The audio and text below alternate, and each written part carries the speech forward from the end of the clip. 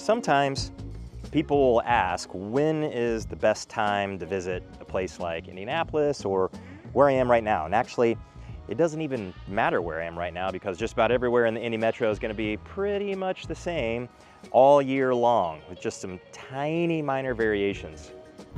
Now, if you're looking to visit the Indy Metro, just to scope it out as a place to live, and you have a lot of time in front of you, and you really want to know the best season, I feel like at least, to visit, I really have to say, I think it's in the winter, to be honest. Is it the best time to be outside and experience anything?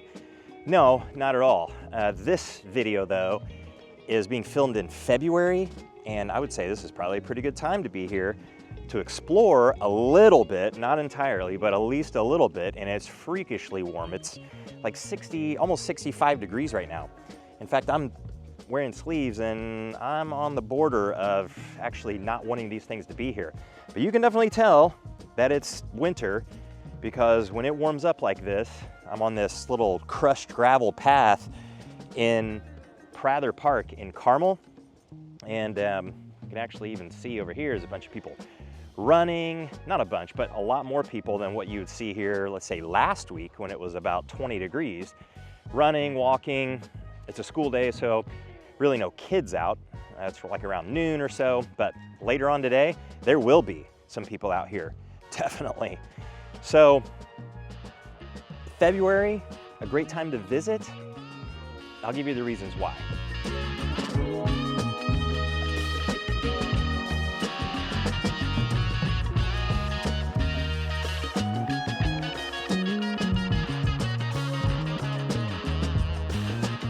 Well, for one, if you're not used to winter, you need to get at least a little bit of a taste of what it's like and to see if you can handle it.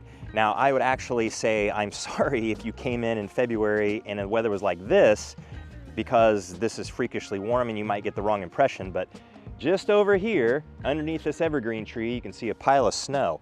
We do not have snow on the ground most of our winter, and we are supposed to average a little over 20 inches of snow a year, but it seems like in the past 5 to 10 years, we don't really get to that an awful lot. So we recently got a big snow. This was back in early January, so getting close to a month ago, maybe 3 weeks or so ago, but it's almost all gone at this point because it has been so warm. We've got a little bit of rain along with it, but in the shade or extremely large piles, they're still hanging around.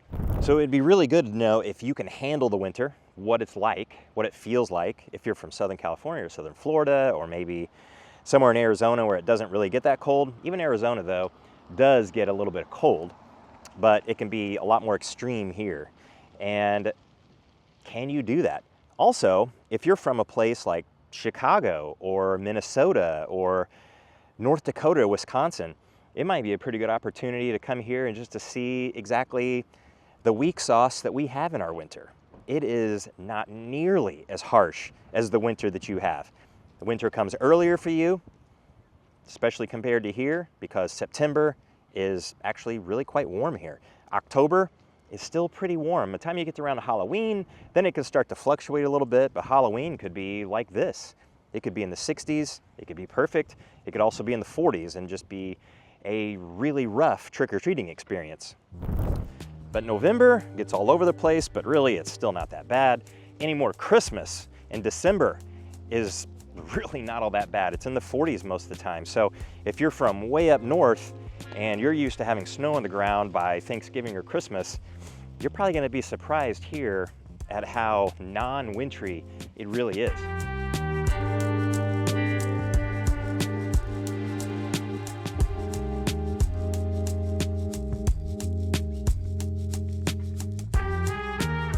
Ugh. Mud.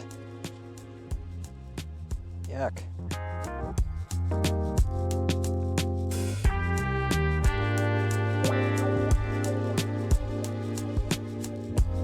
And you know, here's the other thing. When you're exploring a new place to live, it's kind of easy to find all the positives about it. There's so much online just about why this place is so great, why this place is so much better than someplace else. But I think we're all pretty realistic in knowing that some of that might be puffing the place up a little bit. And while it really could be pretty fantastic, really could be, it's kind of subjective. Maybe it's great for one, but not for the other. But you really want to come in and see that you're not just walking yourself off a cliff. You want to get all the information. So you want to know the bad stuff too.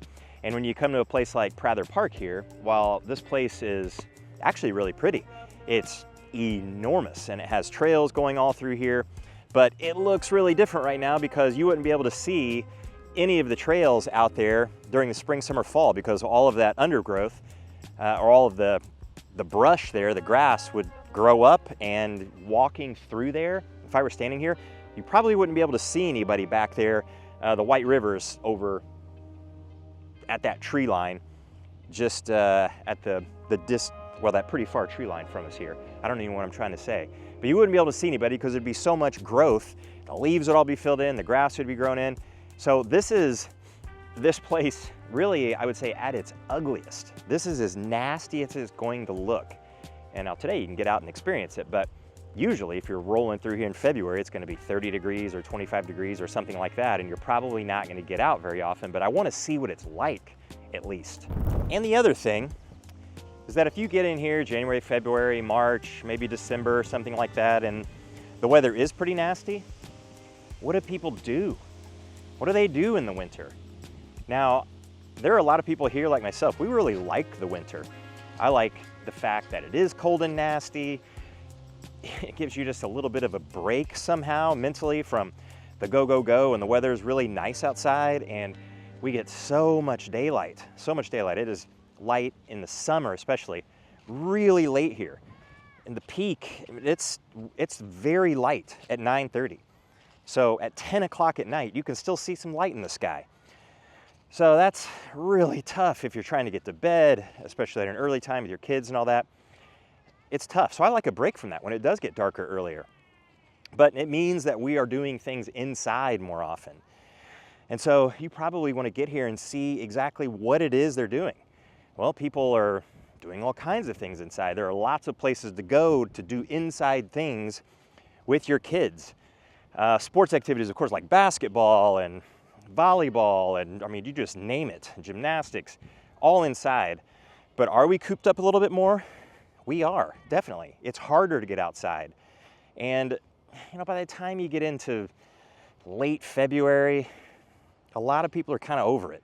I know I'm over it at that point, and I'm really wanting spring to get here. But when it's really disgusting like this for a decent length of time, I think it makes you appreciate the spring so much more. And I look forward to that so much. The Masters golf tournament we've watched forever and ever and ever. I played a ton of golf when I was growing up and played in high school and college, and it's been, I don't play as much anymore, but it's been a huge part of my life growing up. And the Masters is always a tournament that we watch. It's a place we've been to, Augusta National, which is like this strange little location on Earth that just doesn't seem real.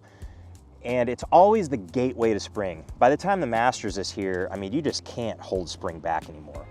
Sometimes it can be cold or cool, I would say, not cold, when the Masters is going on here, but it's kind of rare. Usually at that point, we are on our way.